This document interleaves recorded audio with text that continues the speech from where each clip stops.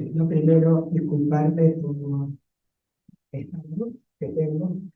Voy a hablar muy cerquita del micrófono porque la petición no es mónica.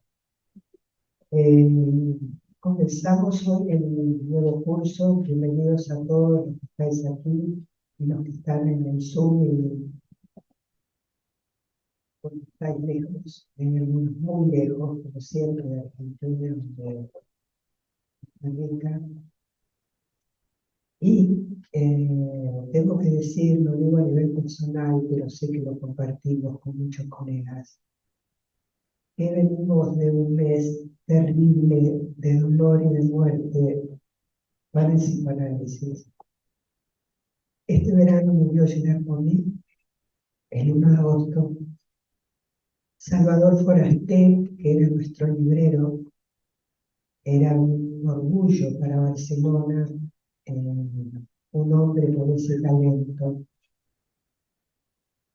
Y hace 2 días murió Bush. Estuvo en un control en Prado, que fue una alegría conocer a este hombre, tan hermosa persona, diría yo, ¿no? Alguien que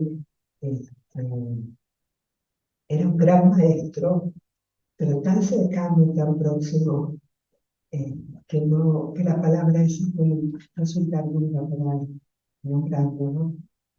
Bueno, esperemos. No se olvida tanto de los niños que siempre como la luz. Vamos a ir a algo más vital y comenzamos el seminario. Entonces, hay algo para decir de este seminario. Primero, y es que cuando a la calle pasa lo que le pasa con la hija, se nota que tiene como una necesidad imperiosa de hablar de cómo piensa y lee el psicoanálisis. Está en permanente discusión con la hija y esta discusión lo estimula para conceptualizar a fondo lo que es su pensamiento sobre la lectura de Freud y sobre los nuevos elementos que va a ir aportando y ir creando. Entonces, él termina con la IPA, mejor dicho, la IPA termina con él en la expulsión, y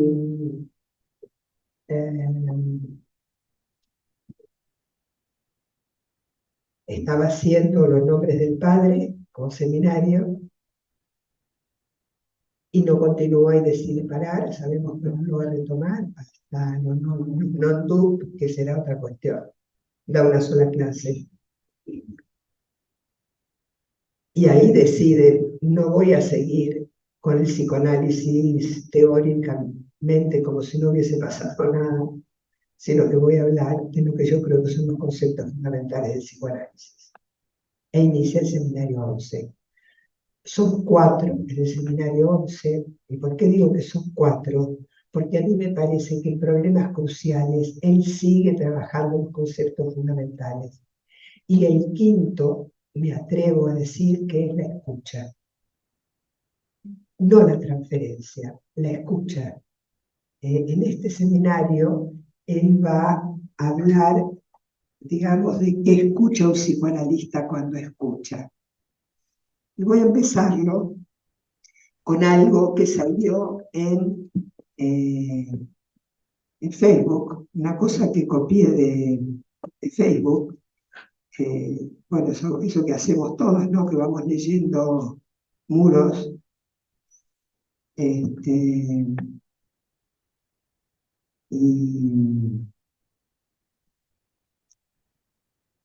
lo encontré y lo copié porque me pareció muy interesante. Puse arriba, esto es una cierta manera de explicar la materia prima con la que trabajamos los psicoanalistas. No se trata de entender, sino de lo que encierra el malentendido. Y lo que copié es lo siguiente. entre lo que pienso, lo que quiero decir, lo que creo decir, lo que digo, lo que quieres oír, lo que oyes, lo que crees entender, lo que quieres entender, lo que entiendes, existen 9 posibilidades de no entenderse. Yo creo que los psicoanalistas, ¿no?, trabajamos con esto en nuestra materia prima. Y de esto, del sentido, a esta primera clase. Entonces, voy a comenzar con las 2 citas que yo creo que merecen comentario. La primera, que ahora Alejandro nos va a poner en esta curiosa pizarra que es el ordenador, dice: piensa, piensa, Céfisa, en esta noche cruel, que fue para todo un pueblo una noche eterna. El mismo traductor, Rodríguez Ponte, la explica en un pie de página, esto que nos enseña tanto. Dice: los versos pertenecen a la escena octava del acto tercero de Andrómaca, de Jean Racine, y están a cargo de ella misma, quien rememora así la noche en la que los griegos asolaron Troya. Por mi parte, os recuerdo que Andrómaca representa el amor familiar. Es la esposa de Héctor, el héroe de Troya. Héroe porque muere en Troya a manos de Aquiles, ¿no? Y ella es quien se opone a la guerra. Aunque su nombre, que está formado por 2 palabras griegas, andros, hombre, y maqué, combate, significa la que lucha como un hombre. Esta cita entonces remite a la noche eterna que representó la invasión, la lucha y las muertes. La segunda cita se las trae, es una cita que Lacan extrae de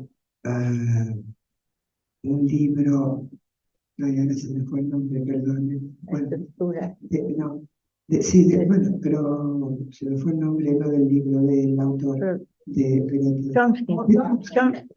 Chomsky. Entonces, Chomsky cita, según una versión, 2 versos y según una versión, 1 verso. En la versión de Rodríguez Ponte es un verso, es colorless green ideas sleep furiously. La te podemos poner, la segunda. La vamos a traducir más adelante, no nos vamos a detener ahora en las traducciones, pero sí señalaremos que en la versión de Miller, en castellano, Edita Paidós, las 2 citas están en continuidad, como si se tratase de un mismo poema, de esta manera y en 2 lenguas en la edición en castellano. ¿Puedes ponerla? La número 3. Es muy raro porque ni siquiera hay entre una cita y la otra un renglón por medio, ni un nombre de autor, ni un pie de página, nada, ¿vale? Están puestas las 4 renglones así. Esta entrada tan confusa es lo que nos decide a trabajar con la versión de Rodríguez Ponte, al menos con las clases de seminario que pudo traducir antes de la grave enfermedad que lo llevó a la muerte. Tenemos 4 clases nada más de él. Destacamos, como siempre, su traducción impecable y el trabajo ingente que hace con sus notas, bibliografía, historicidad de los temas, diferenciar las versiones de los seminarios desgrabados por las distintas escuelas e impresos, e incluso las referencias a la actualidad psicoanalítica de la época. Con respecto a la actualidad psicoanalítica de la época, es lo primero con lo que yo he introducido el seminario, señalando que para mí este seminario es claramente un concepto más fundamental del psicoanálisis. Pero hay algo muy interesante que señala Rodríguez Ponte y que dice que en el seminario 11 había anunciado El curso siguiente trabajaría sobre las posiciones subjetivas del ser. Y entonces Rodríguez Ponte se pregunta, ¿pero qué ha pasado con ese título? Y en el número 39, en el pie de página número 39 de la página 14, nos recuerda que Claude Tolgueyer escribió en la introducción de este seminario, en la versión de la AFI, lo siguiente. Escuchen qué interesante. Desde hace varios años, Lacan era el objeto de negociaciones con la IPA por parte de cierto número de sus alumnos, para hacerlo callar. El apoyo que el año anterior le habían aportado varias personalidades para obtenerle la sala de conferencias de la École Normale Supérieure debió ser a la vez un consuelo y un estímulo. Pero al comienzo de ese nuevo año, cierta lasitud debió afectarlo, porque Jacobson, que evidentemente era una relación entrañable para Lacan, le había respondido: cuando no sabes qué hacer, titulas tu curso Problemas Fundamentales. Se pasó un poco Jacobson, pero digamos que Lacan sabía qué hacer, ¿no? Él quería reforzar su campo teórico, también en contra de la IPA, pero para fundamentar su pensamiento y su acto, ¿no?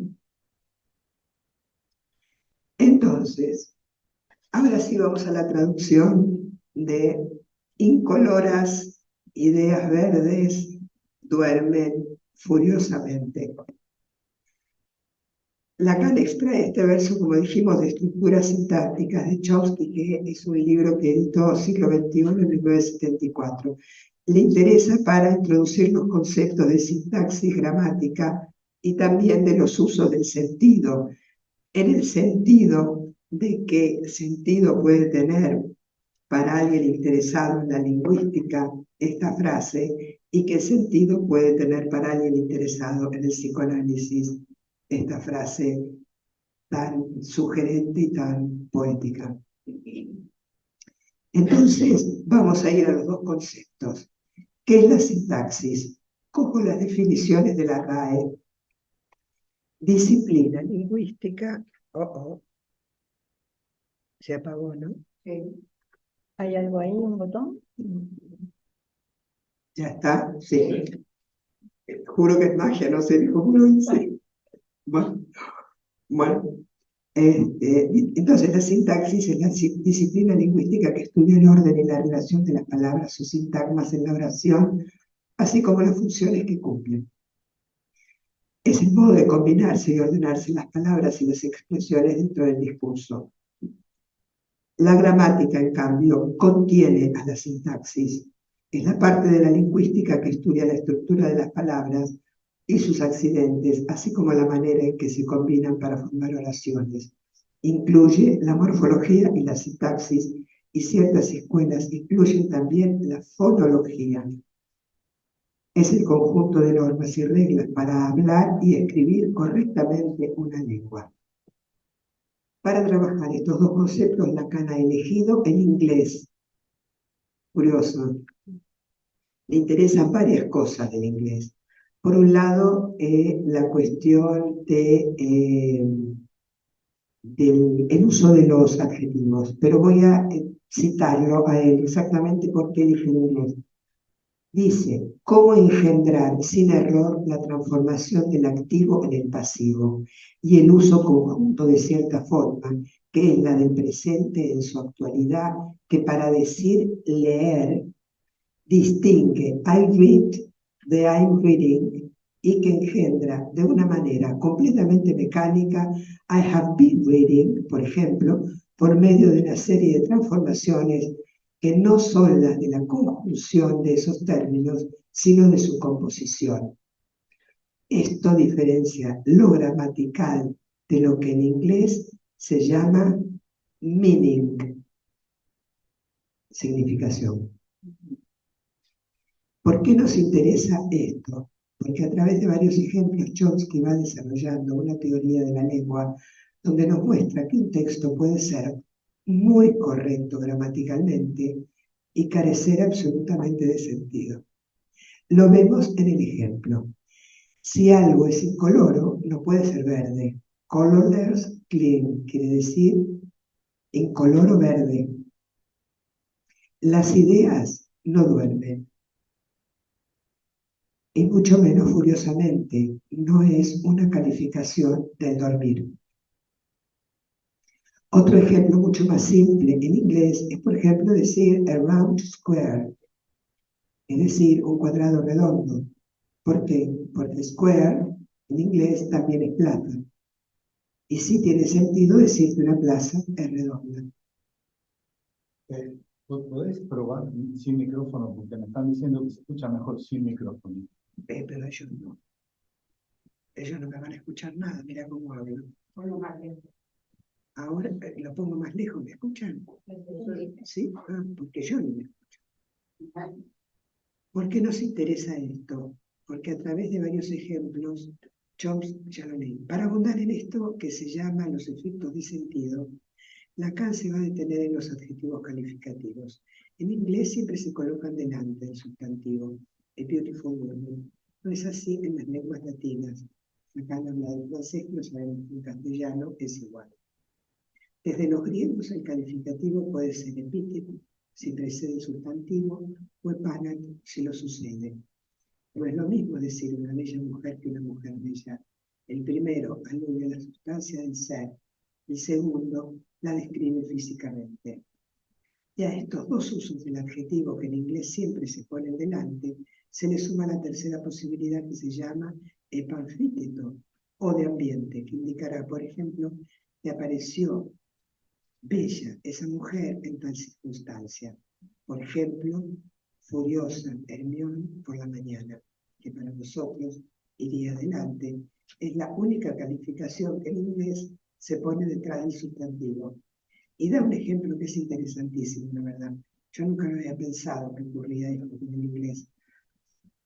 Que dice que a un señor se lo había condenado por sus elegant excesos, que no es de ninguna manera que se lo condenó por sus gastos elegantes, sino que se lo ha condenado por sus elegancias costosas. Y ahí el adjetivo sí va atrás. Por esta vía vuelve a la frase inicial, colors, green, ideas, sleep, furiously, para permitirse tomarlo por el lado de la metáfora y ahí hallar el sentido. Cito, cito lo que dice Lacan, como unas sombras de ideas que se van por ahí, perdiendo su color, y para decirlo todo, exangües, puesto que ellas duermen, y no me costará nada, háganme la gracia del fin de este ejercicio de estilo, de mostrarles que es perfectamente concebible que si damos al sleep, duermen, algo metafórico, haya un sueño, acompañado de algún furor. Es decir, que lo furioso es posible en el sueño. Para agregar, ¿dónde está el inconsciente? Evidentemente el inconsciente está en su lectura. Justamente ideas, pensamientos cuyo verdor está extenuado y duermen furiosamente.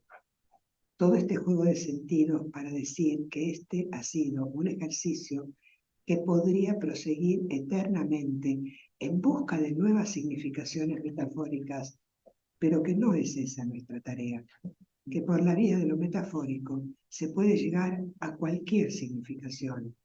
El inconsciente nada tiene que ver con significaciones metafóricas. Introduce así la distinción entre significación y sentido.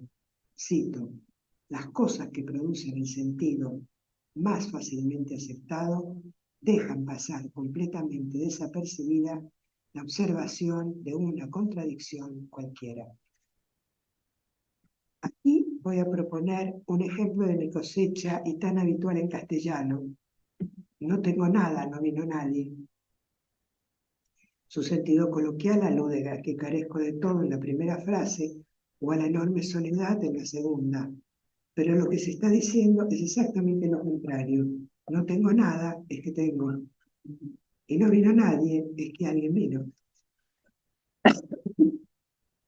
Vuelve a la frase de Chomsky y nos cuenta que se esforzó por poder pronunciarla bien, para lo que pidió ayuda y descubrió algo del orden de lo fonético.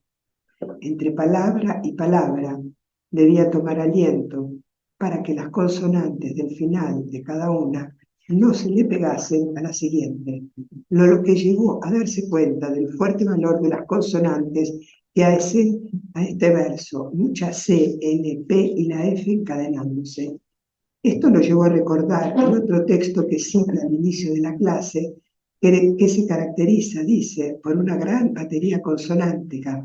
Entonces vuelve a escribir, a decirlo, agregando el verbo songe, songe, se fils à cette nuit cruelle, qui fut pour tu un peuple une nuit éternelle.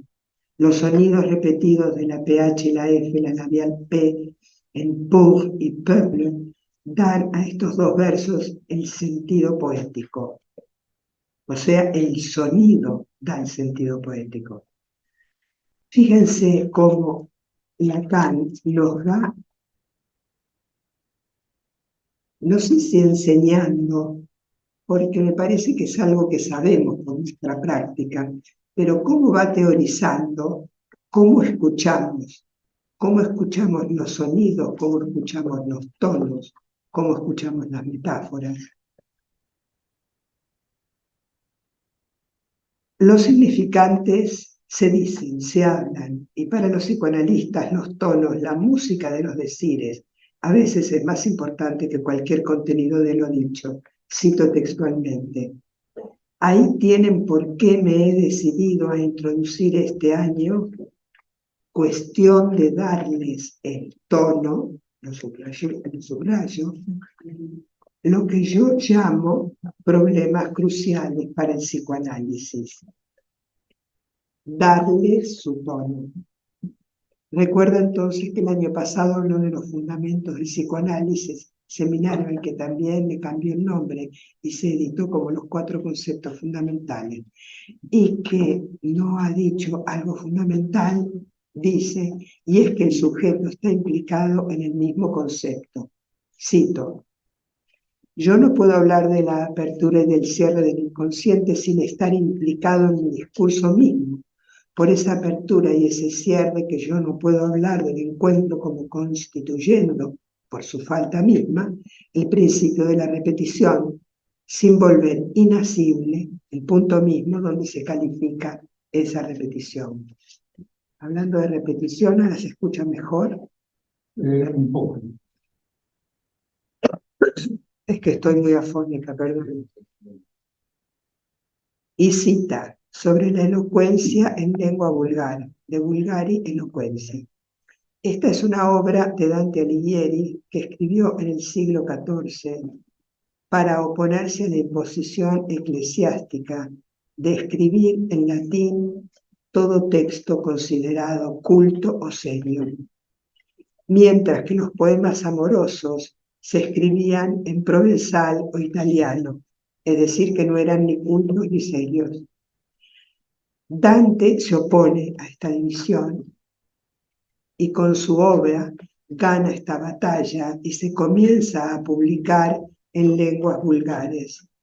Así es que se trata de una producción verdaderamente importante en la literatura, marcó un antes y un después, que los críticos consideran básica como tratado de lingüística y poética medieval. Dante señala que lo más importante para situar una ciencia es tener definido su objeto. Y a Lacan le interesa puntuar que a ese objeto Dante lo llama subjectum. Hace trampa, porque lo que no dice es que él dice lo mismo, que su objeto es el subjectum. Y dice, El efecto en el análisis es precisamente del sujeto que se trata. Aquí ningún desplazamiento es posible para permitirle hacer de él un objeto. Con lo cual nos dice que él dice lo mismo que Dante. O a lo mejor dice que Dante dice lo mismo que él. Lo que es doblemente importante, porque sabemos que Lacan siempre ubicará el objeto del lado del analista y no del analizante. El sujeto también es, desde Dante, asunto de la lingüística, pero lo trataremos de forma diferente en cada campo. Los lingüistas, en su afán de formalización, están dejando fuera ese subjectum de Dante, mientras que jamás se podrá hacer eso en psicoanálisis. El sujeto es imposible de excluir de su praxis y de su formalización.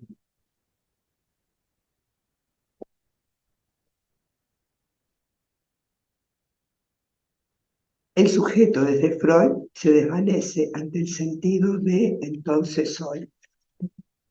El discurso sobre el ser está apoyado en el sentido que hace desaparecer al sujeto. Entonces propone que para que el discurso psicoanalítico no se degrade, hemos de tener siempre en cuenta la relación del sentido con el significante, que él mismo ha ubicado en el centro de la praxis. Él mismo, es decir, Lacan mismo, o sea, yo mismo, dice, he ubicado en el centro de la praxis psicoanalítica y que aún le produce cierta incertidumbre. Para retomar el tema del significante, vuelve a su escrito La instancia de la letra en el inconsciente, la razón desde Freud, texto de 1957, publicado en los escritos, donde, a través del ejemplo, lo recordaréis todos, damas y caballeros, en la puerta de los mercados, nos había enseñado cómo el signo se encarga de velar la diferencia de los sexos. Aquello de que se pone un bastón o una galera y una faldita y unos tacones, ¿no? Mientras el significante representa, o sea, nos recuerda que el signo representa algo para alguien, ¿sí? Esto es un signo que representa algo para alguien. Por ejemplo, dice él, el humo que indica que ahí hay fuego. Mientras que el significante representa a un sujeto para otro significante. Y eso tiene consecuencias. Sostiene que su discurso sobre el significante tiene aún cierta oscuridad, que tiene que ver con que siempre implica una pérdida. Cito textualmente, es exactamente conjunta esta cuestión de la pérdida que se produce cada vez que el lenguaje trata en su discurso de dar razón de sí mismo, que se sitúa el punto de donde quiero partir, para marcar el sentido de lo que yo llamo relación del significante con el sujeto. Termina la cita. Aquí va a agregar que él llama filosófico a todo discurso que enmascare esa pérdida. Pero hay otros discursos que enmascaran. Por ejemplo, el de la psicología, que gira la cabeza hacia el significado y dice que a partir de la fórmula que propone, inicia su crítica a la psicología evolutiva, específicamente a Piaget, y en su propio terreno. Sabemos que se lo va a cargar a Piaget de buena manera. Serán los próximos capítulos. Así podríamos reunir una serie de relaciones que ha establecido en este capítulo para diferenciar conceptualmente. Esta es una serie que armo yo.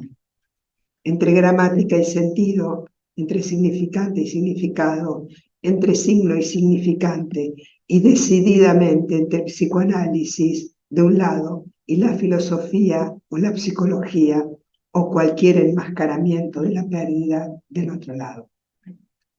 Para concluir que la relación del significante es con el significante y lo escribe. Ahora en el significante sobre significado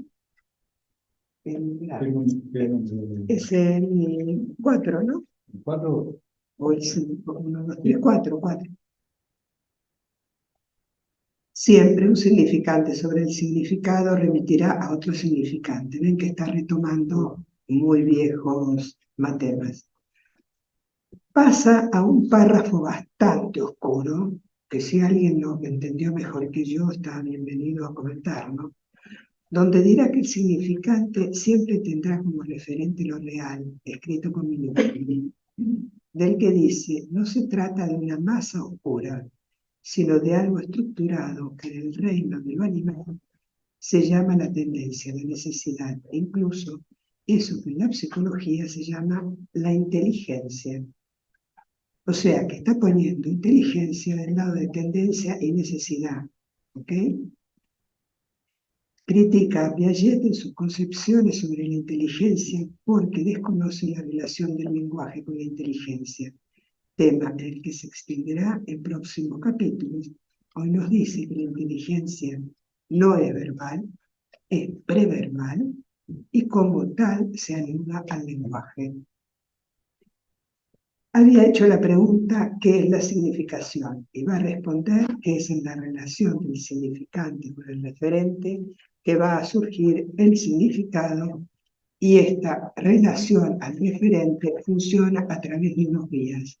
Recordemos que ha dicho que este referente es lo real y estas dos vías son la denotación y la connotación.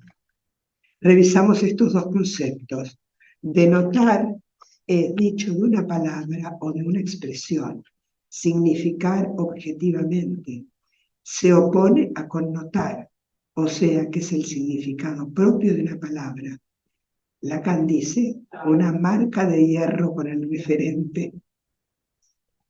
Connotación. Conlleva, además de su significado propio o específico, otro de tipo expresivo o apelativo, o sea, que incluye la subjetividad. De la connotación, Lacan dice un significante puede servir para introducir en la relación con el referente algo que tiene un nombre que se llama el concepto.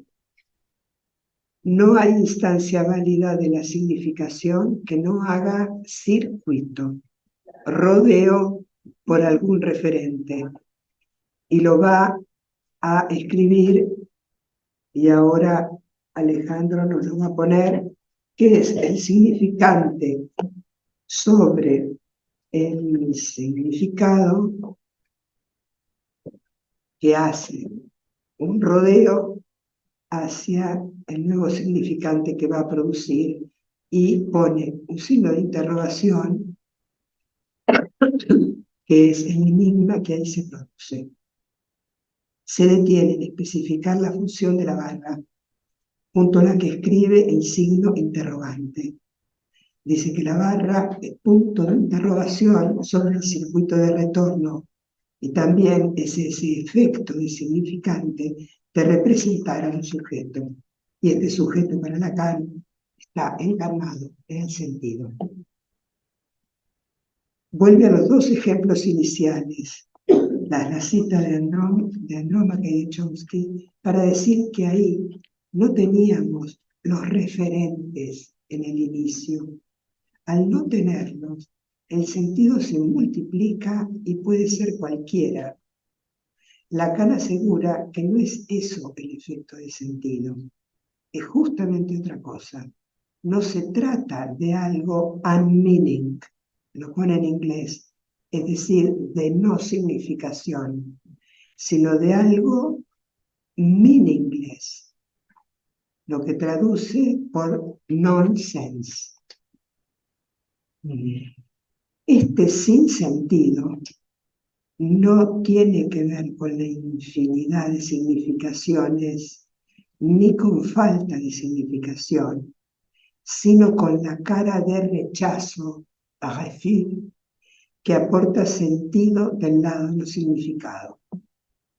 Este final, que parece un poco un trabalenguas, lo entiendo así.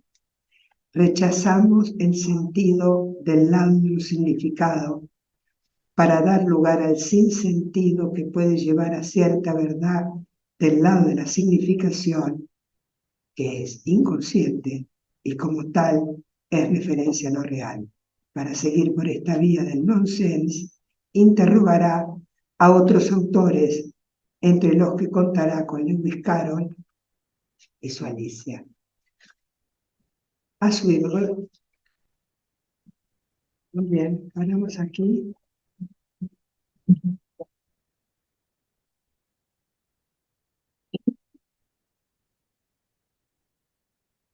Podemos pedir perdón por esta fonía y os doy la palabra a vosotros, que vais a hablar mucho mejor que yo. Bueno, vosotros y a quien quiera participar por allá. Antes de que hagan las preguntas, me gustaría decir, no necesito el micrófono, que yo tengo la versión francesa de la Ali y que esta es mucho mejor, la de Rodríguez Ponte, porque voy viendo que hay un montón de matices y detalles que los de la Ali no han captado. De modo que me voy a pedir a Alejandro que me pase los capítulos. No, es que es verdad el trabajo que hace Rodríguez Ponte, porque claro, acá hay que hacer un doble trabajo. Piensen que esto es una grabación, ¿ok? Entonces, está el primer trabajo que es el de una transcripción, es decir, que hay un psicoanalista que transcribe lo que Lacan está diciendo, es decir, que está escuchando, ¿ok? Y estos otros resumieron más. Entonces, está en manos de quien hace la transcripción, que va a quedar en el papel. Y después viene la traducción, que hace Rodríguez Ponte, como sabe muy bien francés, trabaja con la grabación y trabaja luego con los escritos de las diferentes versiones francesas para armar la suya. Entonces hace un trabajo de una riqueza insuperable, ¿verdad? También una pena que se nos haya muerto. Nos vamos a quedar ya descongelados y ya no se quedan. Y murió muy joven Rodríguez Ponte. Bueno. ¿Hay preguntas, comentarios? No.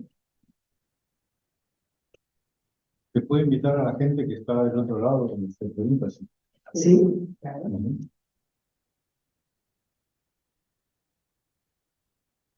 Bueno, yo no quería decir una pregunta, pero otro comentario hasta que Sí. se empiecen las preguntas. Cuando terminaste, que él se refiere a Alicia en el País de las Maravillas, dice que se va a referir a una experiencia que no es tan diferente del psicoanálisis como la psicología, el fenómeno literario.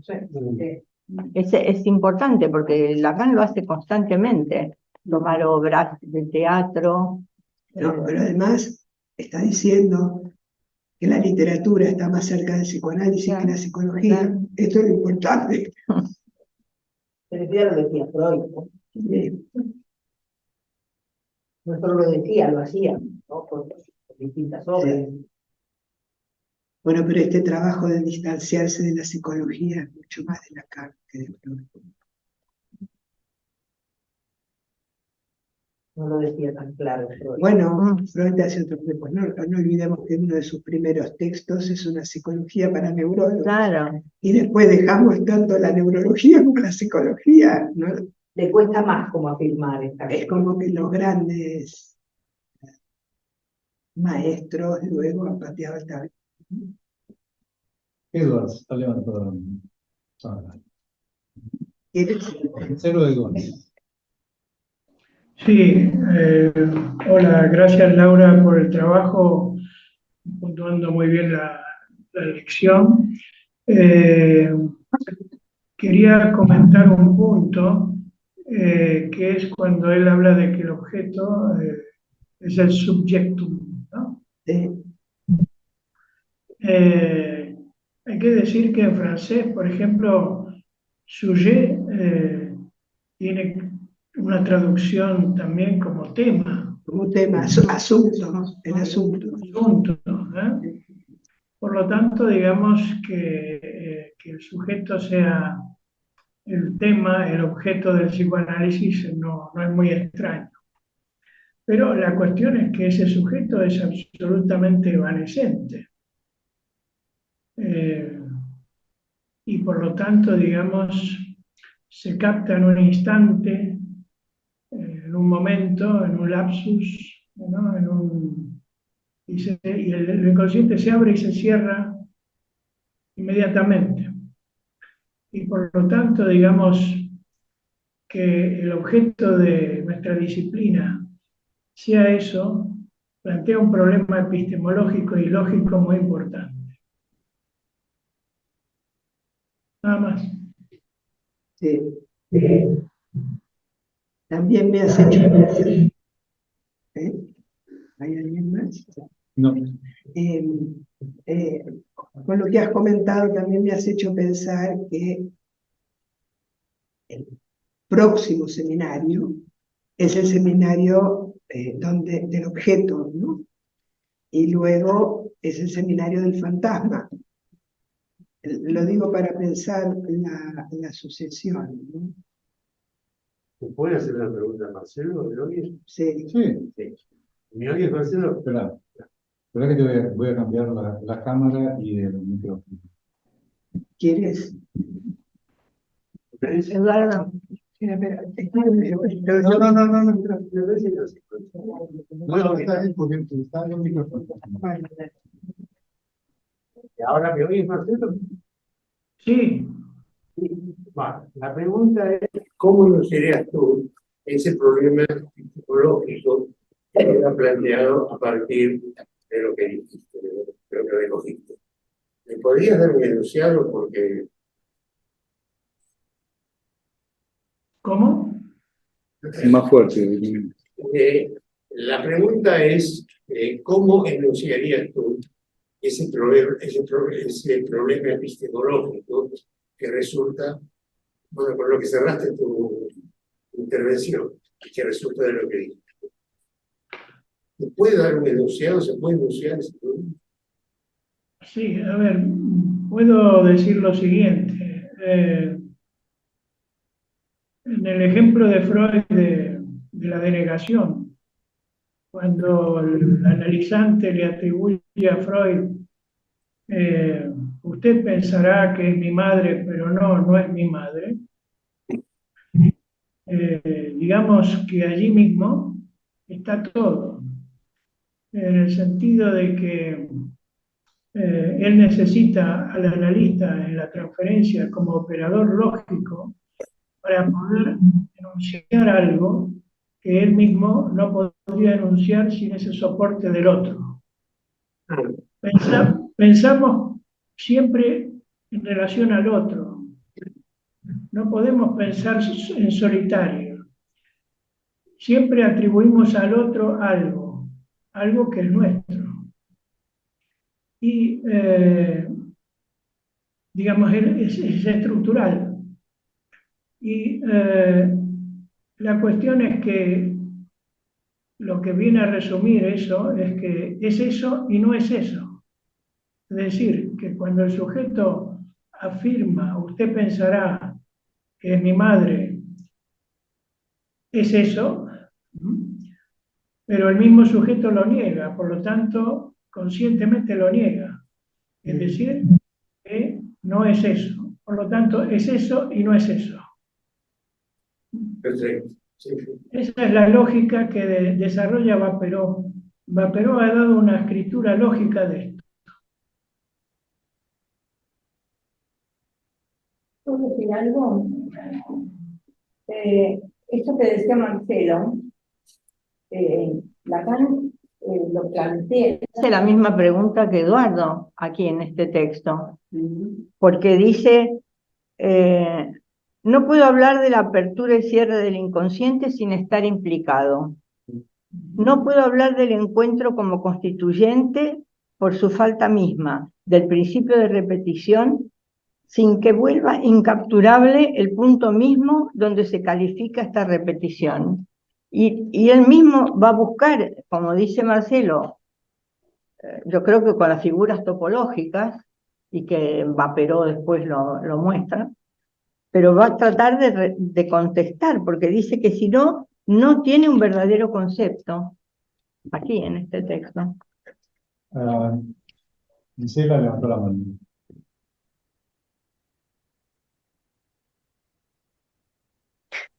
Buenas noches.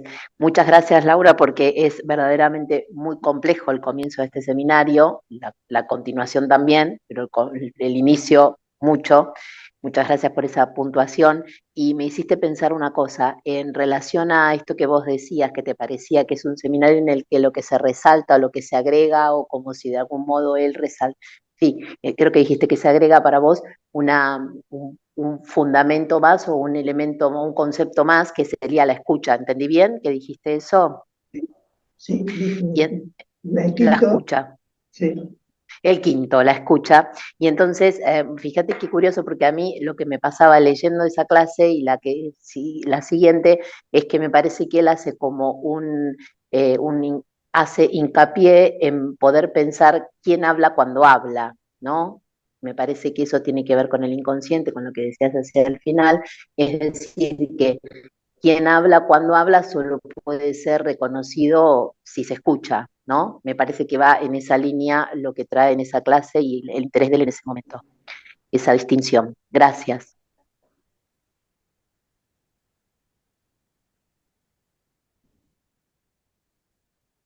Hay algo que comenta Gisela que me hizo acordar a otra cuestión que quería comentar y me olvidé.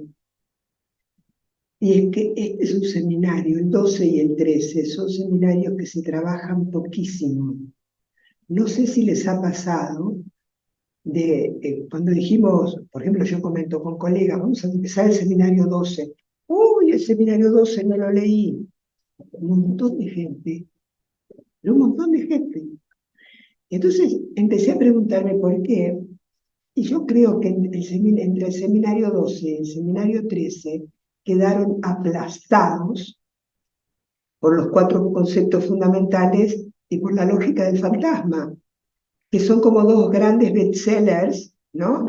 Sí, que se han tragado, como que el 12 y el 13 han quedado subsumidos y la gente no los ha leído, no los ha trabajado. Es interesante, de hecho me ha pasado a mí misma. Todos los seminarios que hemos dado hasta ahora, yo ya los había trabajado alguna vez, y este no. Y dije, bueno, ¿y por qué no he trabajado nunca el seminario 12? Y montones de personas no han trabajado nunca el seminario 12. Quería comentar que en el chat hay agradecimientos por tu esfuerzo.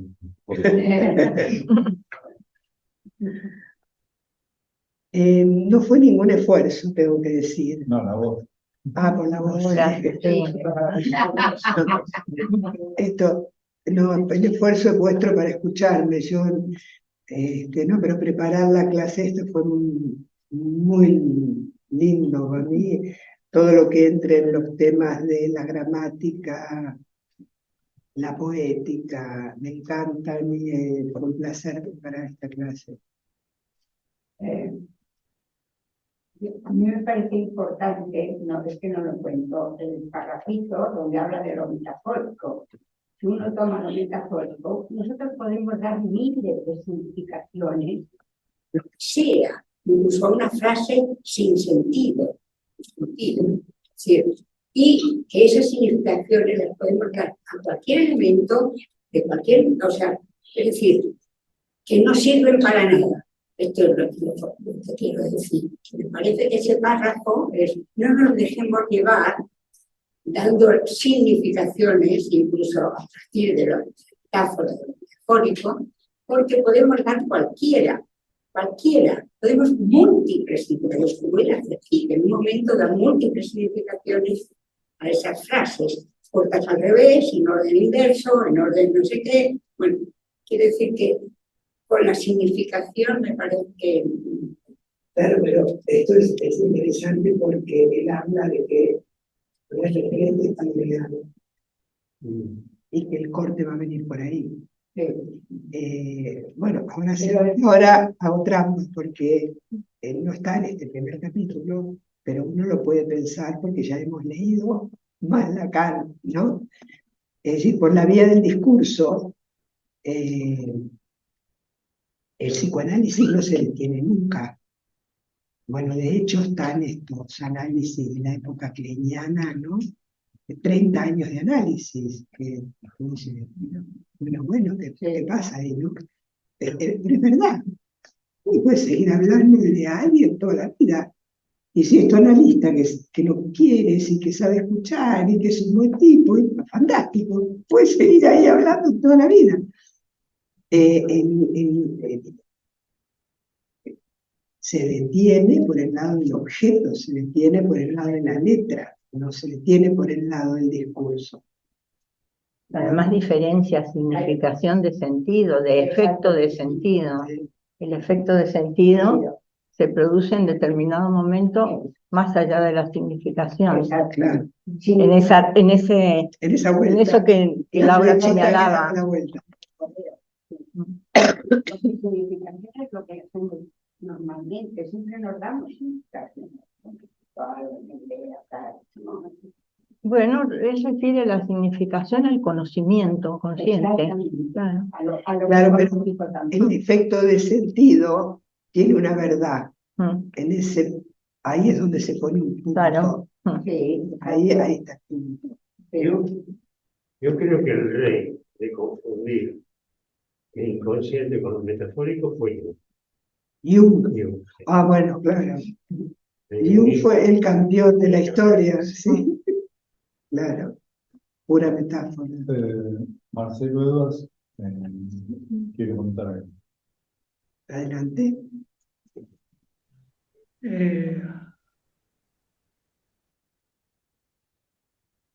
Sí, Marcelo, no te escuchamos. te tenés que autorizar el sonido, tenés que habilitar el sonido, Marcelo. Esto también es importante. Si uno quiere que haya sentido, se tiene Ahora. Y la escucha. Ahora.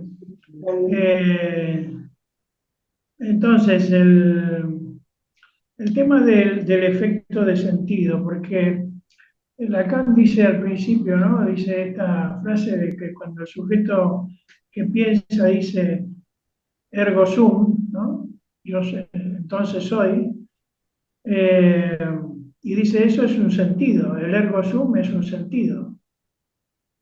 Entonces, ¿qué ocurre? Que habría que diferenciar el sentido, que es un sentido que cierra ahí, es decir, soy, ¿no? Por lo tanto soy, del efecto de sentido que puede ser un lapsus. Porque ahí se abre el inconsciente. Ahí se abre el inconsciente. Es decir, pone al sujeto en una contradicción entre lo que piensa conscientemente y lo que surge como inconsciente en el lapsus. Es decir, Pomé hablaba del corte abierto, corte cerrado, no sé si se acuerda. Por lo tanto, son dos cosas diferentes, el sentido y el efecto de sentido. Sí. Sí. Bueno, por eso el sentido por la vía de la metáfora, de lo que decía Rosa, puede ser multiplicarse al infinito. El efecto de sentido es un corte. Bueno, vamos a... Pero, perdón, ¿puedo decir algo más?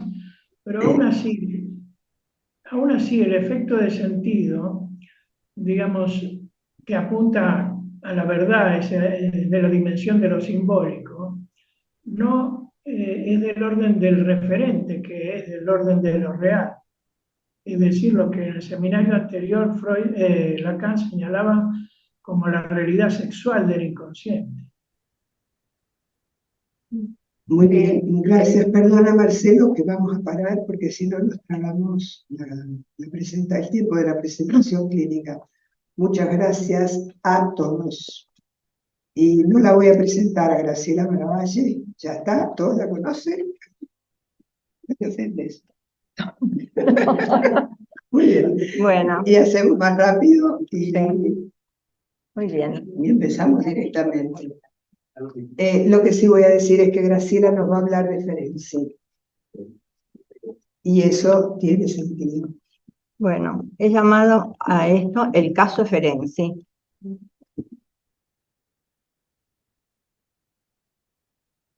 He decidido hablar sobre este caso histórico, probablemente influida por la presentación de Legofé, que hablaba de esos casos históricos,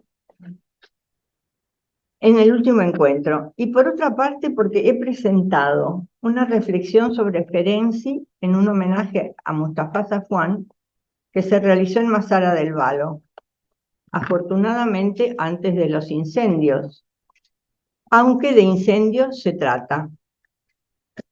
Pues había titulado mi texto Aqueronta movebo, moveré los infiernos, en alusión al epígrafe de Freud a la interpretación de los sueños. Pero hay una tercera motivación, y es la última clase del seminario 11 de Lacan, con la que cerré el seminario de los 4 conceptos del psicoanálisis, y que hoy continuamos con los problemas cruciales. En esa clase 20, Lacan aborda 2 temas en los que Ferenczi se le adelantó y ya veremos con qué consecuencias. Me refiero a la transferencia y a la posible impostura en el psicoanálisis. En su diccionario de psicoanálisis, Elizabeth Rudinesco califica a Ferenczi como el discípulo preferido de Freud y el clínico más dotado de la historia del freudismo. Nació en 1873 en Hungría, en el seno de una familia de judíos polacos emigrados. Era el 8º hijo de 12 hermanos y, según él, era el preferido de su padre. Consideraba a su madre fría y mojigata. 12 hermanos.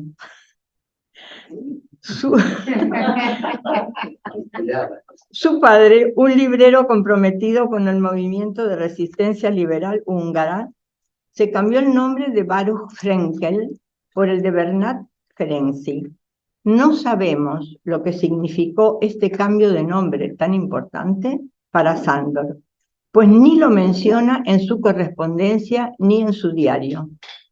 Recibió pues una educación liberal y basada en la literatura y la filosofía. Luego estudió medicina en Viena y, siguiendo a su maestro del Hospital Saint Roch, se decantó por la medicina social. Ayudaba a los oprimidos, a las mujeres necesitadas, a los marginados. Presentó en la Academia de Medicina de Budapest, de la que fue excluido durante la dictadura de Horthy, un valeroso texto a favor de los homosexuales llamados los uranianos.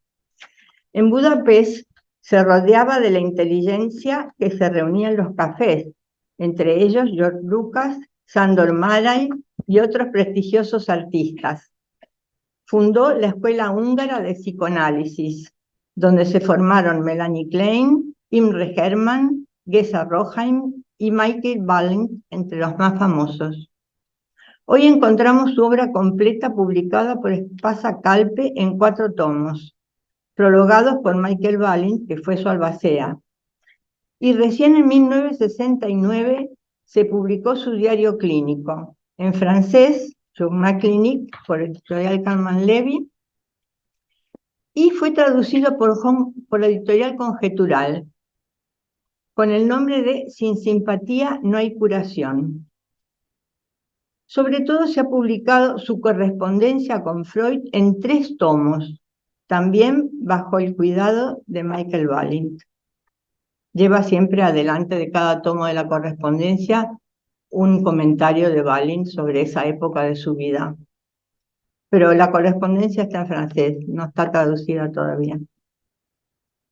Desde que entró en relación con Freud por intermedio de Jung, al que ya conocía, su vida personal y profesional están estrechamente vinculadas y es difícil separarlas, pues dedicó su vida al psicoanálisis.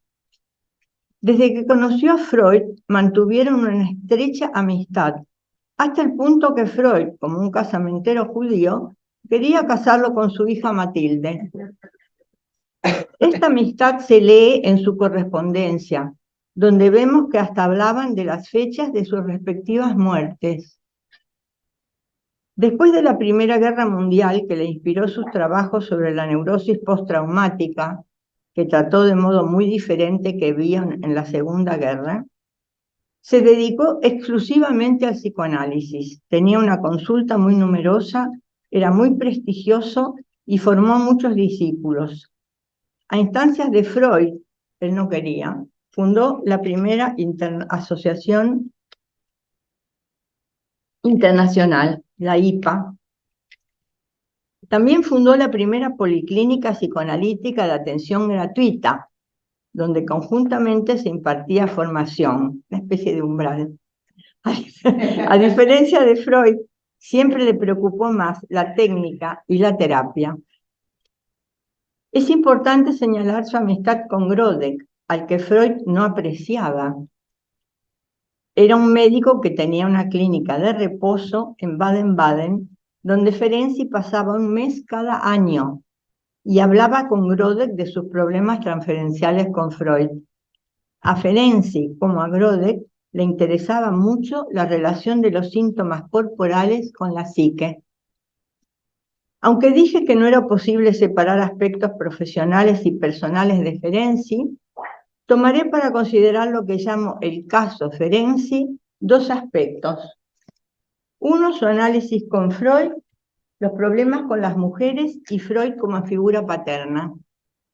Y por otro lado, aunque no desvinculada, su evolución teórica en busca de una técnica perfeccionada y científica para llevar un análisis hasta el final.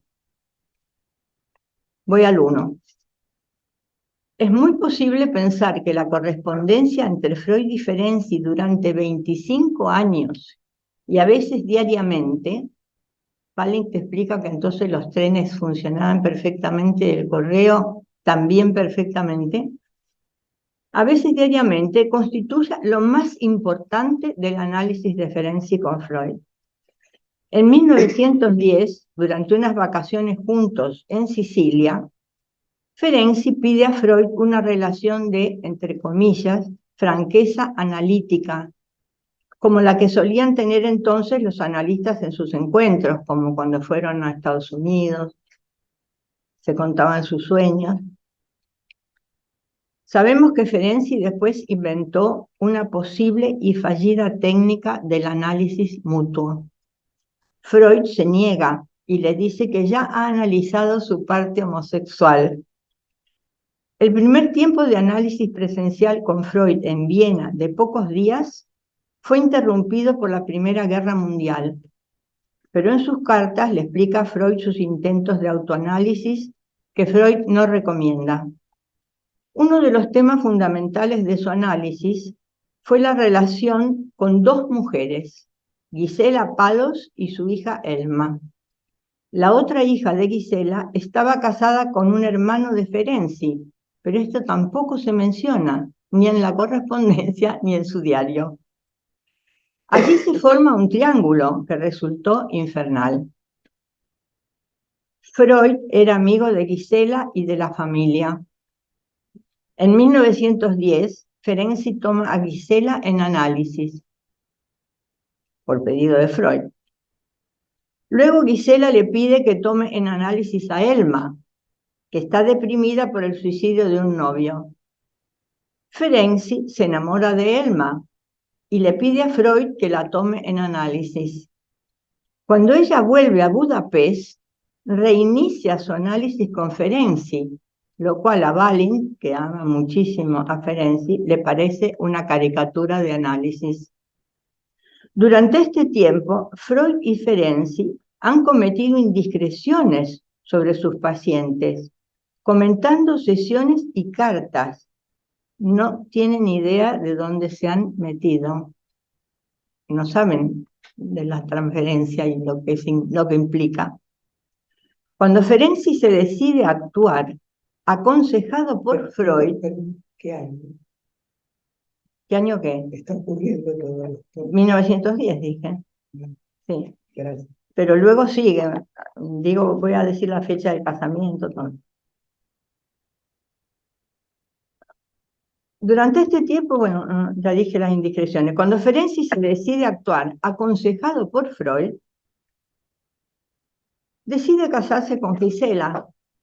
En la correspondencia queda claro que esta ambivalencia duró toda su vida y fue acompañada por síntomas que Ferenczi consideraba psicosomáticos, como una enfermedad de Basedow y un catarro pulmonar. Ferenczi pide a Freud que presente a la familia su pedido de mano a Gisela. Freud acepta, encantado. Se casan en 1919. Ella tiene 54 años y 2 hijas, y él 46. Para Freud, Gisela era la única elección no neurótica, pero Ferenczi siempre le reprochó a Freud haberse comportado autoritariamente y también no haber analizado su transferencia negativa hacia Freud. Pero él no se lo decía, lo decía Grode. La relación con Freud quedó muy tocada y este asunto dejó a Ferenczi para siempre un pozo de tristeza. Hace una segunda tranche presencial de un mes en 1916. O sea, estoy hablando de antes de casarse. Freud lo invita a comer a su casa. Ferenczi escribe que ese periodo fue el más decisivo de su vida, pero luego se queja de la normalidad que lo había despojado de su virilidad. Esto también se lo comentaba Grode y lo escribió en su diario. En las entradas, por si lo leen, del 9 de julio de 1932 y del 4 de agosto de 1932. Un tercer periodo de análisis presencial de septiembre a octubre de 1916 y siguen sus problemas con las mujeres y su dificultad para trabajar. Sabemos que se casa en 1919 por consejo de Freud. Safwan opina que tuvo terribles consecuencias la intrusión de Freud en el deseo de Ferenczi, aconsejándole que se casara con Gisela, ya que con ella nunca podría tener hijos. Su oscilación perpetua entre la madre y la hija, a la que éstas se prestaban, lo descargó de su responsabilidad ante la cuestión más difícil, dice Safwan, a la que un hombre debe responder: elegir entre una mujer o algunas mujeres, lo que Freud llama las figuras de su destino. Quedó entonces prisionero sin defensa de una culpa desconocida, que probablemente contribuyó a minarlo orgánicamente, así lo dice él mismo en su diario clínico, para conducirlo finalmente a la muerte. Safwan lo compara con Tristán y sus 2 Isoldas. Con todo el material y las dificultades de su análisis y el de sus pacientes, Ferenczi elaboró todas sus investigaciones, convirtiéndose en la vanguardia para analistas posteriores como Winnicott, Melanie Klein, Balint y, por supuesto, Lacan, así también Gerard Pommier.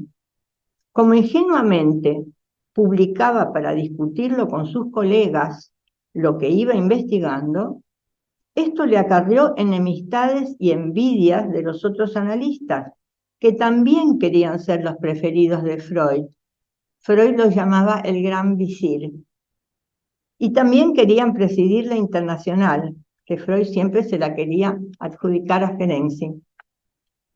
Especialmente Jones, que lo descalificó y diagnosticó como hipocondríaco y paranoico en su biografía de Freud. Y pasó bastante tiempo hasta que sus discípulos, especialmente Michael Balint, desmontaran esa mentira y publicaran su obra. Ferenczi había sido el analista de Jones, así como de Melanie Klein y de Balint, entre otros muchos analistas importantes de la época.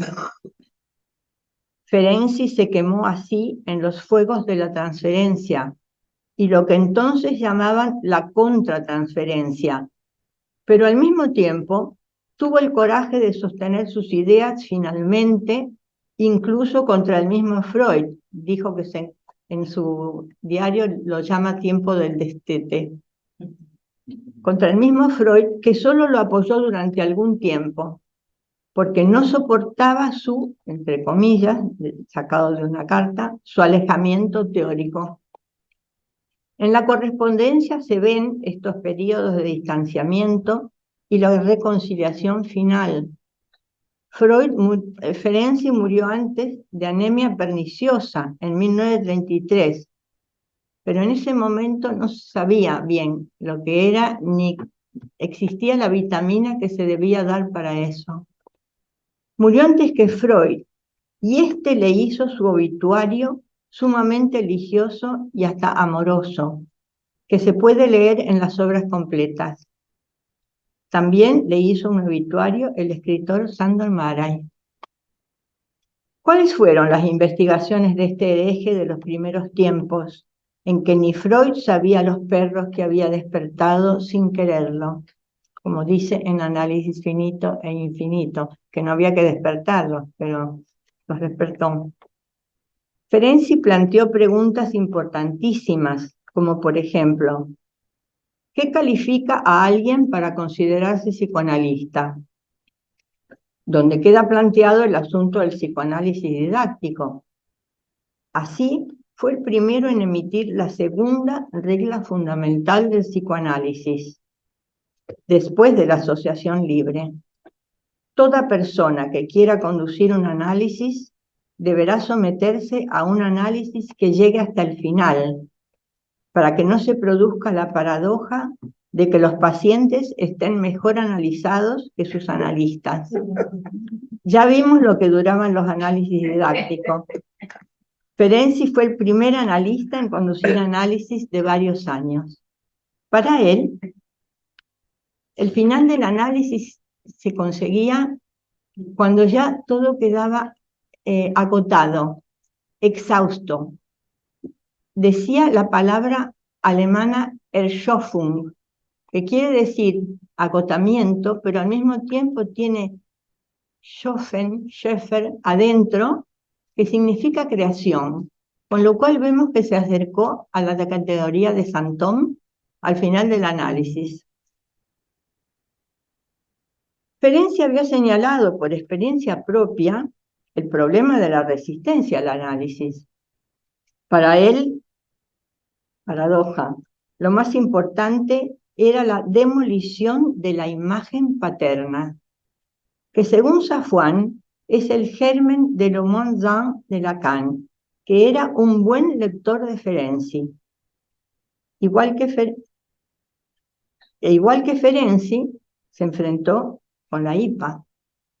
Ferenczi describió el Edipo como una oposición entre el deseo materno y la prohibición del padre, aunque sea una simplificación del planteo de Lacan que teoriza el Edipo como el operador que transforma la impotencia real del niño en una carencia dictada por el orden simbólico.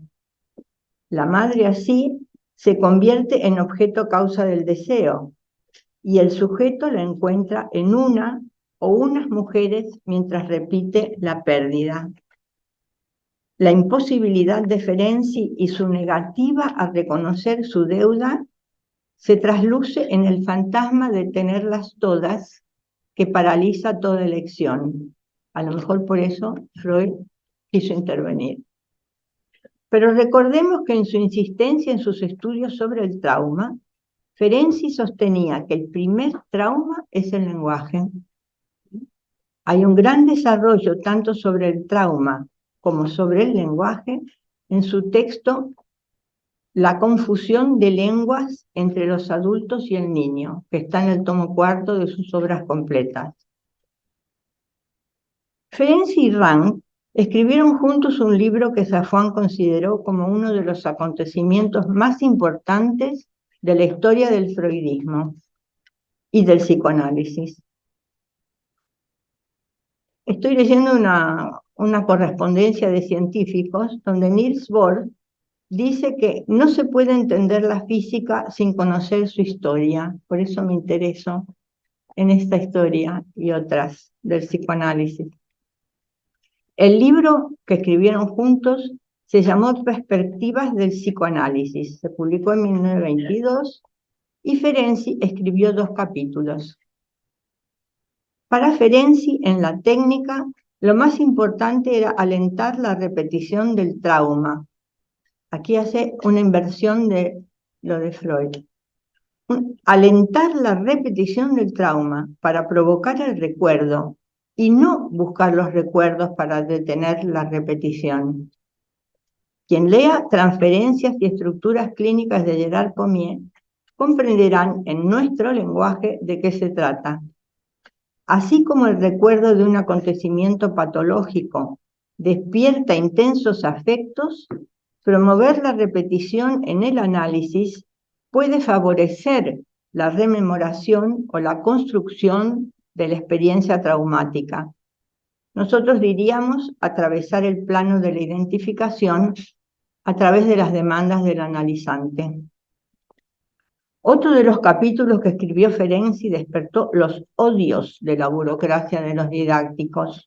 Lo bloquearon, como se dice ahora. En el capítulo Retrospectiva Histórica Clínica, Ferenczi critica el fanatismo de la interpretación y apuesta por la escucha hasta el detalle para llegar a la comprensión completa del decir del analizante en la transferencia. Otro tema le valió la enemistad de Jones y Abraham especialmente. Además de decir que los analistas tenían que analizar su propio narcisismo, escribió que, entre comillas, ahora cito, el deseo de enseñar y de aprender se completan maravillosamente. El aprendiz tragará todo lo que le transmite el maestro, pues con eso trabajará en su futuro profesional. Y entonces el análisis se transforma en una complacencia, terminando en una identificación con el analista. ¿Cómo vio, no? El futuro. Otra vez, recuerdo aquí la última clase del seminario 11 de Lacan. También la teoría de Ferenczi de que lo más importante del análisis es separar la libido infantil de la fijación a los primeros objetos, lo que Lacan denominó alienación, separación, en su dialéctica entre el sujeto y el otro. La enemistad con las jerarquías de la IPA se agravó por el poco apoyo que le dio Freud, ya que Ferenczi no quería aceptar la presidencia para poder dedicarse a sus investigaciones de técnica psicoanalítica. Freud, cansado de los líos institucionales y ya muy enfermo, no participa en el último 12 Congreso Internacional de Wiesbaden en septiembre de 1932. Ya había faltado a congresos anteriores. En este congreso Ferenczi, contra la opinión de Freud, presenta su artículo Las pasiones de los adultos y su influencia sobre el desarrollo del carácter y la sexualidad del niño, que luego fue publicado como La confusión de lenguas. Freud dejó solo al hereje. Y Safwan señala que por primera vez en la historia de las ciencias, una disciplina que se consideraba científica se organizó institucionalmente como una iglesia. Los temas que estudió Ferenczi eran múltiples y tenían que ver con los análisis que conducía, además de los que concernían a su propio análisis. Podemos nombrar algunos muy importantes: la técnica psicoanalítica para poder llevar un análisis hasta el final. Trataba a muchos psicoanalistas que venían también de Estados Unidos, donde había dado conferencias. Tomaba en análisis casos muy difíciles. No dice que eran psicóticos, pero se nota en el diario clínico.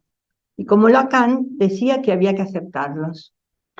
Para ello inventó y publicó experiencias como el análisis mutuo y la técnica activa, muy criticadas por Freud, que sin embargo la había utilizado con frecuencia, no solo con él, al decirse con quién se tenía que casar, sino con el hombre de los lobos, por ejemplo.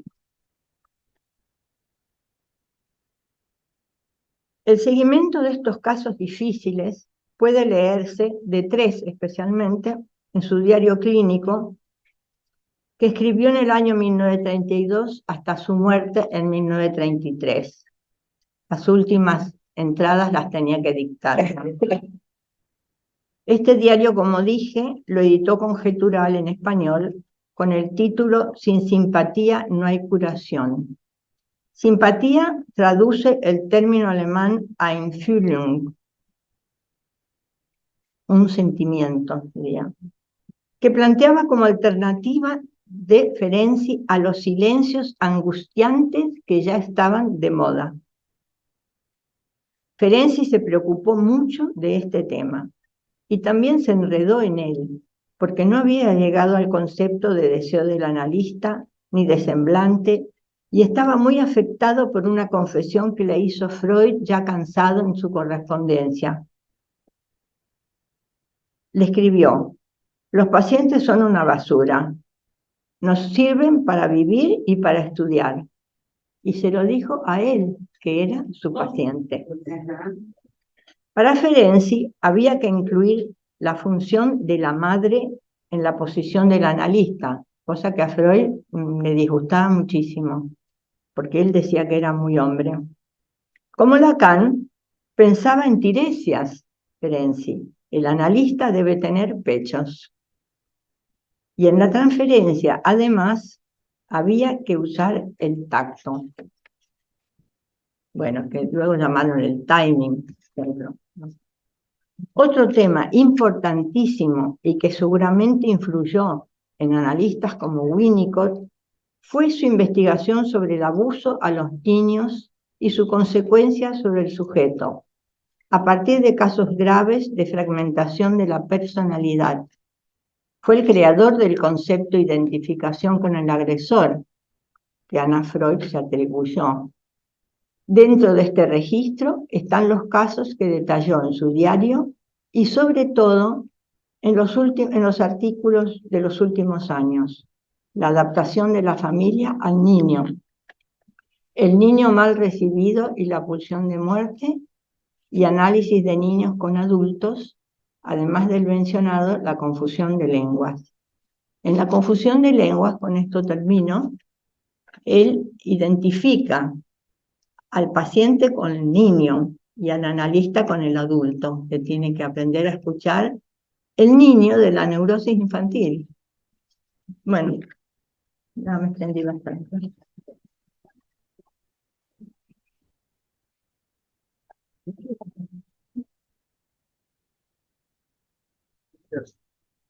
Hermoso trabajo, ¿no? De descubrir a nuestros ancestros.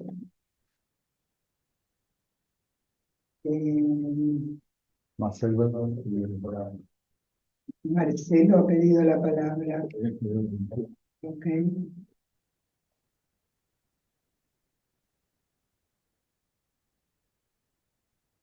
te tienes que dar audio, Marcelo.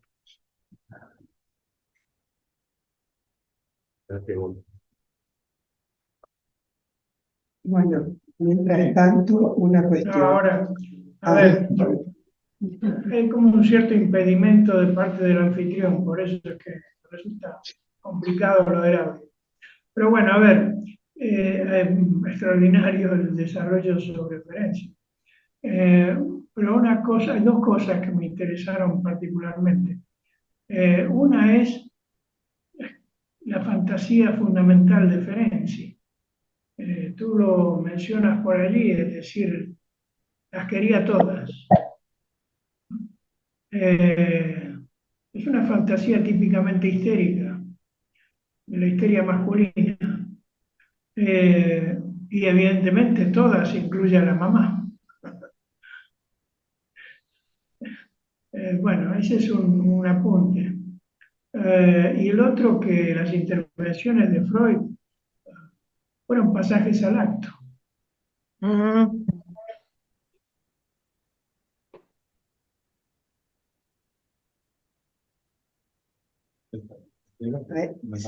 Yo quiero comentar algo. A ver, en primer lugar, me interesó, bueno, me gustó muchísimo. Y esto de rendirles tiempo, lectura y dedicación, bueno, a nuestros mayores, ¿no? esta cuestión que señala Safwan de elegir una mujer, elegir entre una mujer y unas mujeres es lo que no pudo.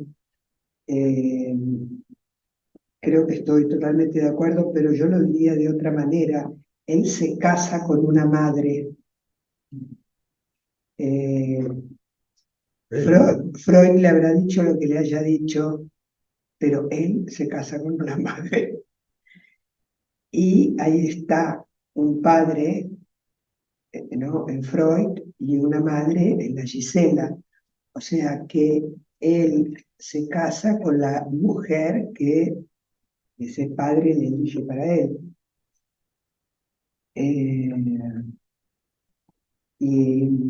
Y bueno, en este sentido, el corte que él no puede hacer, la falta de fin de análisis de él con Freud, digamos, se actúa por el lado del abandono que Freud hace de él. Es muy bestia el caso, porque en realidad pone en cuestión, e incluso agregando lo que dijo Marcelo, ¿no?, un psicoanalista que actúa con su paciente en lugar de trabajar con él o interpretarlo. ¿Cuánto de todo eso que tú dices que Ferenczi generó en su medio no estaba también en Freud? De rivalidad, de envidia, de competencia y de sentir que el alumno se le podía subir a la cabeza, ¿no? Y ser más brillante que él. Como fantasía, no digo que fuese así. Ferenczi y no creo que Ferenczi lo pensase de ninguna manera. lo pensaba y lo escribía en el diario. En el último tiempo de su diario clínico, y es cuando él se decide justamente a presentar su texto ese muy importante en el Congreso de Wiesbaden, lo presenta y además contra la opinión de Freud, o sea que ahí él deja de ser el hijo de Freud, pero ya le queda un año de vida.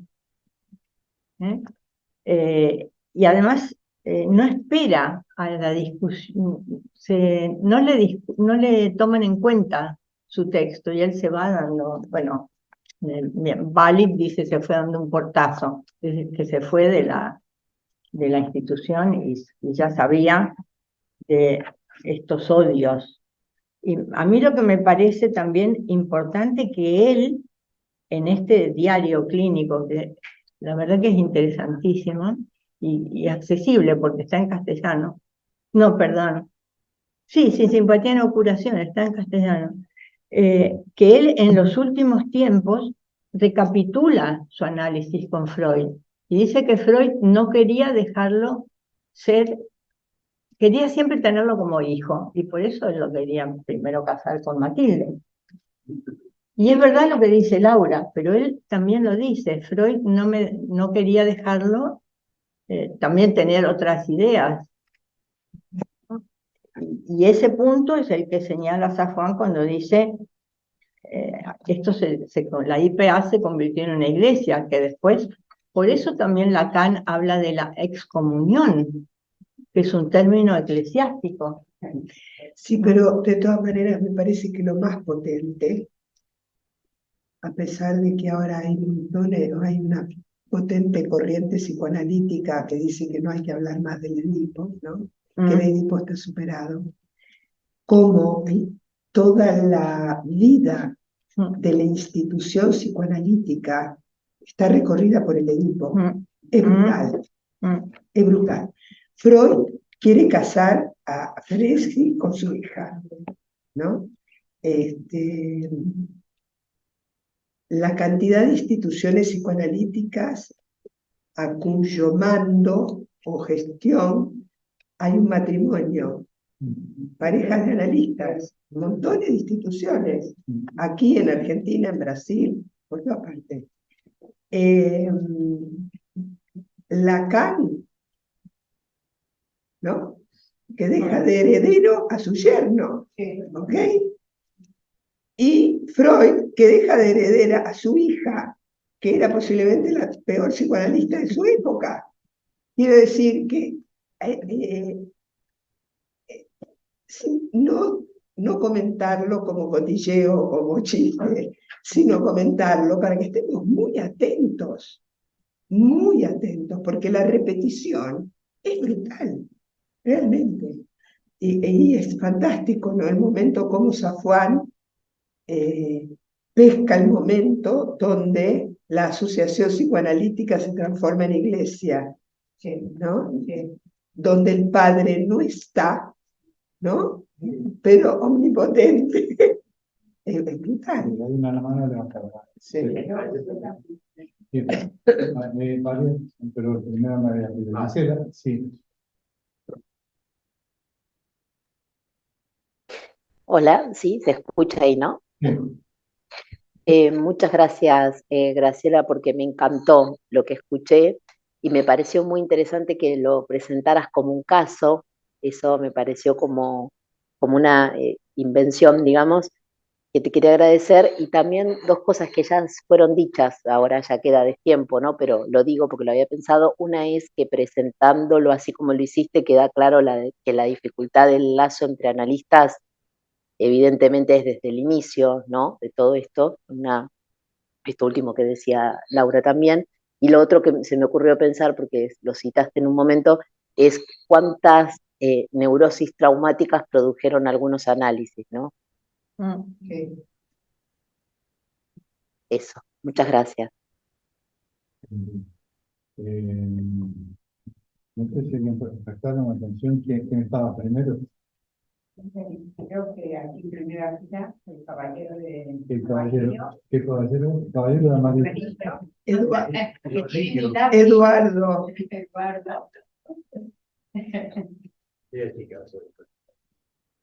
Adelante, Eduardo. Sí, sí. El caballero.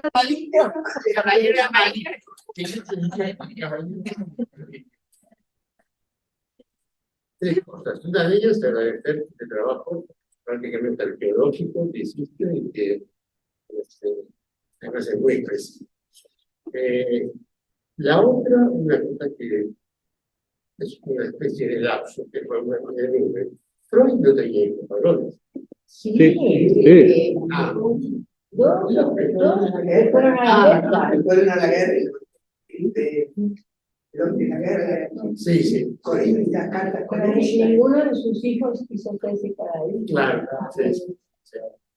Y la otra, una cosa de índole técnica. Cuando Ferenczi dice que en la transferencia hay que usar el tacto, yo creo que eso, más adelante con Lacan, pasó a ser la voz, que el tacto que ofrece el analista, ahora quien ofrece también el tacto, el contacto de piel, pero que la modulación y el tono no es algo que solo ejerce, solo le sale al paciente, sino que es muy importante en el decir de la revista, incluso en el escuchar. Técnicamente me parece. Esta de Amarillo. Bueno, seguimos y después si quieren comentar. Sí. Rosa y después Verónica. Yo agradecerle a Graciela que haya rescatado Ferenczi y que lo ha rescatado porque se me ha despertado un deseo, por ejemplo, del artículo que has citado de las lenguas, que he leído otra vez, ¿no? Porque lo que me ha llamado la atención es este interés, esto que él decía de la relación adulto-niño, ¿vale? El adulto y el niño, siempre contrastado, niño-adulto, porque a nosotros se nos olvida eso. Es decir, no está presente y él lo trae a primera línea, ¿no? Esa confusión de lenguas niño y adulto, esta cuestión que planteó también, que ha planteado es un tema presente para él, que me parece importante. Como tema, como tema para pensarlo. Si no, nos olvidamos. El niño y el adulto y el niño. Pero, fuerte. Bueno, yo también quería decir que me encantó el trabajo de Graciela, que me gustó mucho cómo puntualizó todos los asuntos que lo tomamos por la calle de competencia.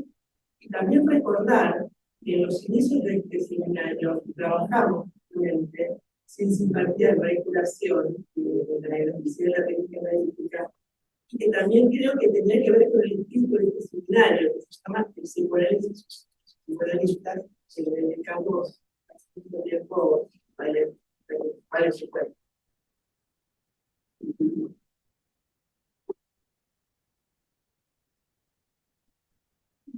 Digo, algo Sí, sí, sí. El asunto de la cuestión de la confusión de lenguas es como un resultado de un trabajo muy prolongado de Ferenczi con pacientes abusados de niños.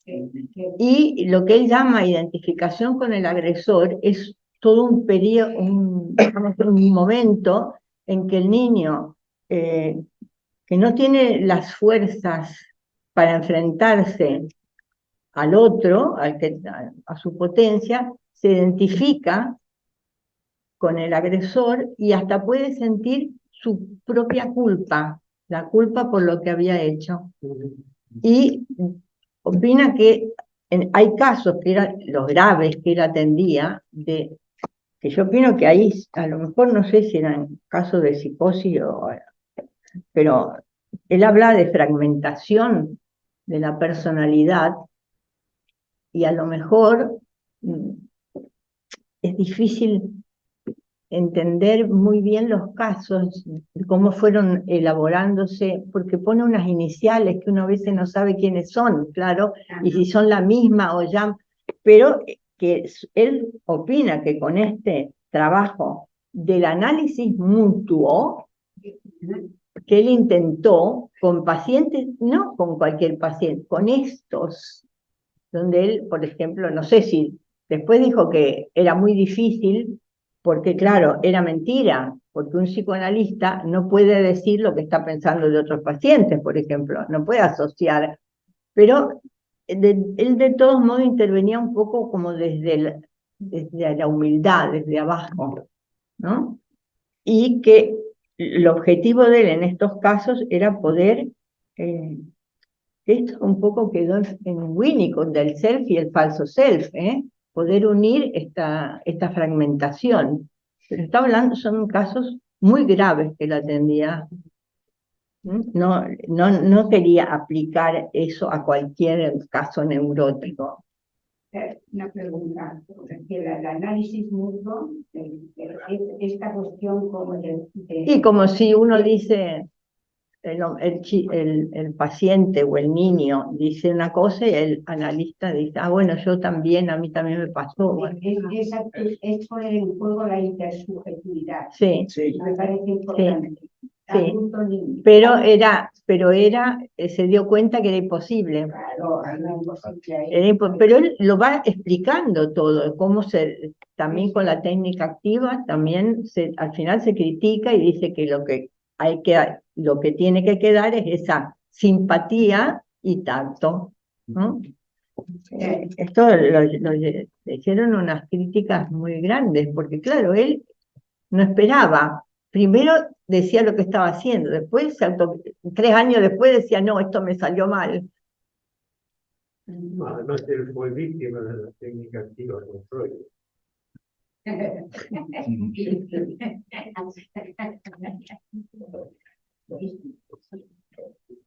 Hay varios mensajes en el chat,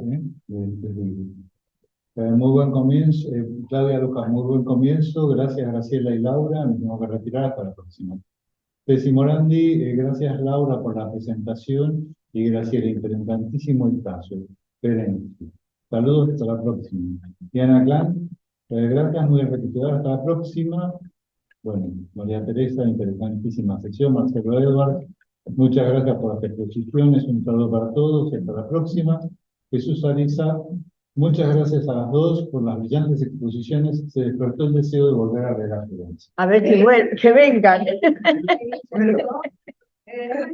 Que vuelva aquí primero. Claro, Quiero aclarar una cosa también, que decidí grabar esta parte porque claro, porque no es un caso, claro, sí, está bien, tiene. ya que va a estar grabado. Muy bien. Vale, muy bien. Bueno, Bueno, precioso el nuevo lugar, Sí, qué mucha bien, ¿no? luz, Cuánta luz, luz más luz. mucho espacio, Buena acústica. buena Todo acústica. bueno. Sí, porque en verdad no necesitamos. Esperemos que haya buena calefacción. sí. Bueno, por ahora. Bueno, dejamos aquí y cerramos la sesión y nos vemos el 16 de octubre, donde las presentaciones van a estar a cargo. No sé si me oyen. Pero voy a ponerme si me ven. Las presentaciones van a estar, la presentación teórica a cargo de Gisela Olio y la presentación clínica a cargo de Eduardo Mardalán. Me olvidé de decir una cosa importante. A ver, Hay un grupo lacaniano en Colombia que ha publicado dos de ellos y que trabajan también en Estados Unidos, y me olvidé de traer anotado, pero lo voy a poner en la web, el nombre del libro y los dos autores. Uno se llama Ferguson, el otro no me acuerdo bien, pero muy interesante porque son lacanianos de Colombia. Muy bien. Y ya lo voy a poner. Iba a traerlo y por no traer peso no traje el libro. Muy bien. bien. Después Pues lo voy hasta a la ver. próxima. ¿Alguien quiere un trauma? Yo 9. ya tengo mucho.